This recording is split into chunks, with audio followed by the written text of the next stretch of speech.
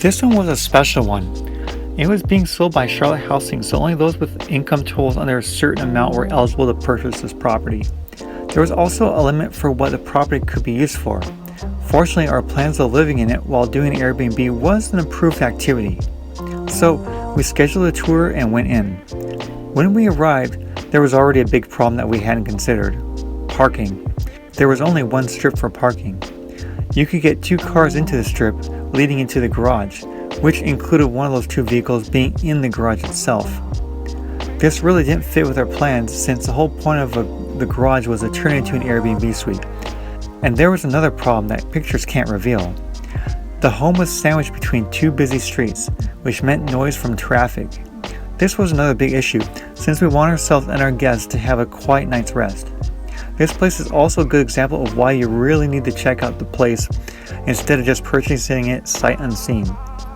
The walls had marks of all different sorts, and it looked like the prior owner's children used the place as some sort of canvas. However, these could really easily be covered up with some paint. The downstairs living room was a bit small, and the kitchen was set way back. As constricted as this space was, it felt more like we were living in an apartment than anything else. The garage was a 1 car, which made it cramped even for guests, but at least it had a garage. Upstairs was an entirely different story, no pun intended. It was spacious and even had a nook for the little reading area. However, you couldn't get away from the traffic noise no matter where you were, except for maybe in the bathrooms, but who wants to hang out there? Speaking of bathrooms, there were 3. Granted, one of them was just a sink and a toilet located right inside the front door.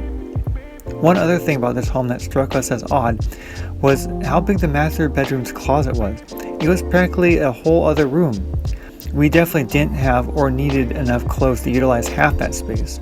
The yard too wasn't the best looking, and with all this said, we decided to pass, even though it was located next to many restaurants, shopping, and around 20 minutes away from Central Charlotte and Charlotte Douglas Airport. Overall, we would rate this a 3 out of 5, since the location was great, aside from the traffic, but we couldn't really see it as a rental for the sole reason we had explained above. With that said, we hope you guys will like, subscribe, and click that little notification bell so you can keep track of all the updated videos that we send out. Take care and have a great one.